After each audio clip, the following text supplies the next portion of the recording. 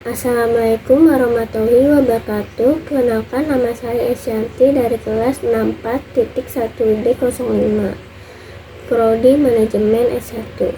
Di sini saya akan menjelaskan materi pertemuan 12, yaitu dampak teknologi informasi dan komunikasi. Di sini saya akan menjelaskan pengertian teknologi informasi dan komunikasi. Teknologi informasi adalah sebagian pembangunan teknologi dan aplikasi dari komputer dan teknologi berbasis komunikasi untuk memproses, penyajian, mengolah data dan informasi, termasuk di dalam pengembangan yang berhubungan dengan komputer.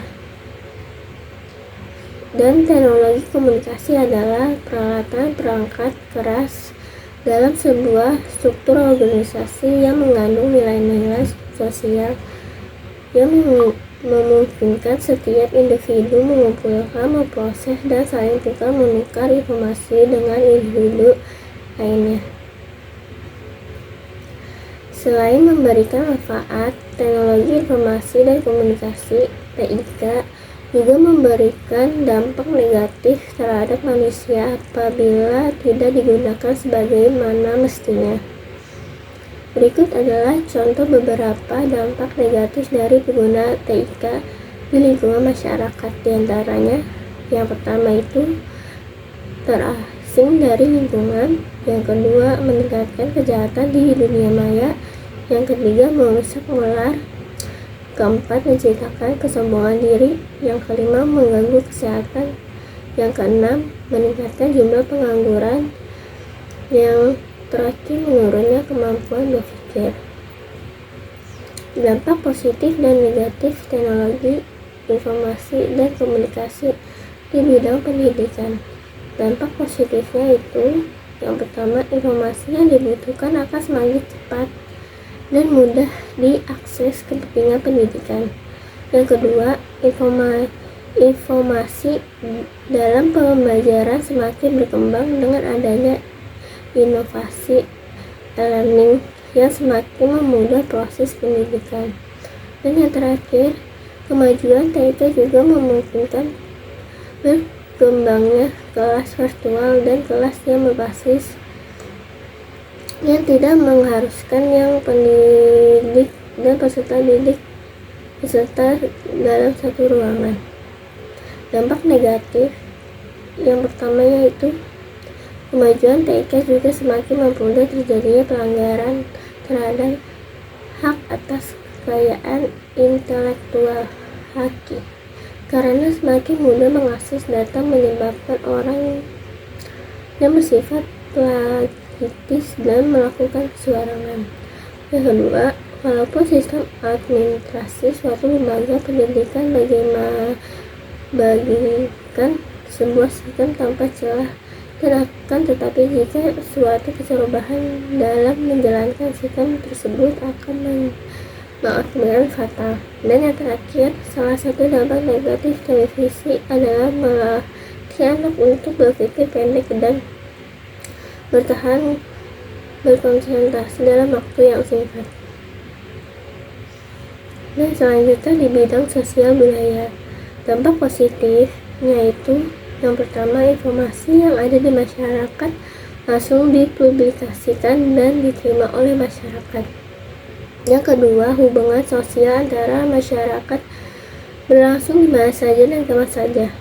Yang ketiga, tumbuh sikap percaya diri dan motivasi tinggi. Dampak negatifnya yaitu tumbuh jenis kejahatan baru. Yang kedua, menurunnya tingkat kepercayaan kepada lingkungan sekitar. Yang ketiga, meningkatkan angka pengangguran di bidang perniagaan dan perdagangan. Dampak positifnya yaitu membuka peluang bisnis baru. Yang kedua, pertumbuhan ekonomi yang sangat tinggi. Yang ketiga, pembeli dapat menghemat waktu dan biaya transaksi dan belanja. Dampak negatifnya yang pertama itu mendorong tindakan konsumtif dan pemborosan dalam masyarakat. Yang kedua, menambah angka pengangguran karena tenaga manusia banyak dan sudah digantikan dengan mesin-mesin. Selanjutnya, bidang pemerintahan. Dampak positifnya mendorong tumbuhnya proses demokrasi. Yang kedua, meningkatkan kualitas dan kuantitas layanan publik. Yang ketiga, meningkatkan layanan kepada masyarakat. Dampak negatifnya, yang pertama, penggunaan bersenjata canggih untuk menyerang pihak lain demi kekuasaan dan kekayaan suatu negara. Yang kedua, terorisme yang semakin merajalela. Yang ketiga, kurangnya privasi suatu negara akibat kerahasiaan yang tidak dijamin dengan semakin canggihnya alat-alat pendeteksi. Dan dampak era revolusi industri 4.0. Dampak teknologi informasi lebih terasa pada saat sekarang, yaitu di era revolusi industri 4.0. Dampak revolusi 4.0 yang terjadi di dunia teknologi informasi terjadi beberapa bidang. Yang pertama itu produksi, yang kedua pertumbuhan ekonomi dan inklusi sosial, yang ketiga energi, yang keempat makanan, keamanan, dan pertanian, yang kelima pendidikan, gender dan pekerjaan, yang keenam lingkungan dan sumber daya alam, yang ketujuh mobilitas, yang ke-8 sistem keuangan dan moneter, yang ke-9 informasi dan hiburan, yang ke-10 layanan kesehatan. Selanjutnya di bidang industri otomotif. Pengemudi sudah mulai digantikan oleh teknologi yang mengakibatkan asuransi sudah mulai tidak diperlukan dikarenakan semakin menurunnya tingkat kecelakaan. Banyak driver yang digantikan oleh teknologi mesin dan robot mengakibatkan terjadinya jumlah pengangguran meningkat. Di bidang retail,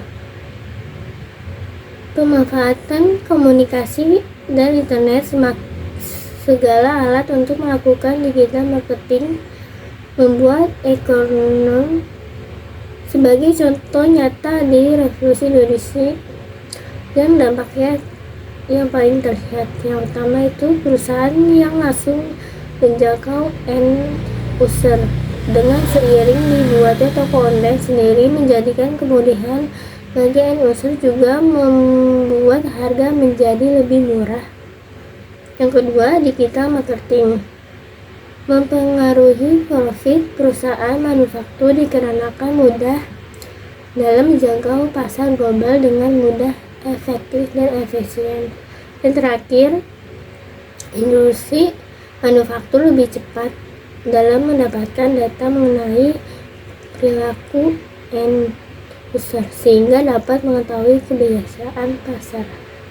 Di bidang logistik, inverter dan manufaktur, pekerjaan manufaktur yang sudah mulai digantikan oleh mesin dan robot. Pekerjaan manufaktur biasanya berkaitan dengan buruh, pekerjaan perusahaan sepatu, motor, dan juga konveksi.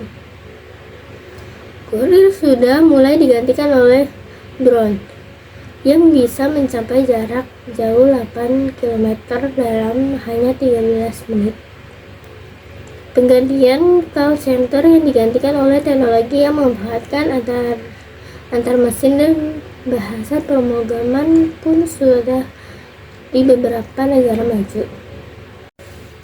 Selanjutnya di bidang teknologi keuangan, yang pertama menyediakan nasihat keuangan dan manajemen melalui analisis big data dengan dibuat robot AI yang menyediakan nasihat keuangan. Yang kedua, menyediakan AI untuk institusi keuangan. Dan yang terakhir di bidang pendidikan dan kesehatan. Di bidang pendidikan, yang pertama itu terciptanya di dunia kesehatan sebagai pengambilan keputusan di beberapa bidang kesehatan. Yang kedua, meningkatkan akses dan kualitas pelayanan kesehatan jarak jauh di bidang kesehatan. Yang pertama itu ceritanya e-learning yang tidak mengharuskan siswa datang ke kelas untuk belajar. Yang kedua, terciptanya e-libra agar memudahnya dalam mencari kebutuhan dan buku dan jurnal. Itu saja yang saya dapat jelaskan dalam materi pertemuan 12. Sekian dari saya. Wassalamualaikum warahmatullahi wabarakatuh.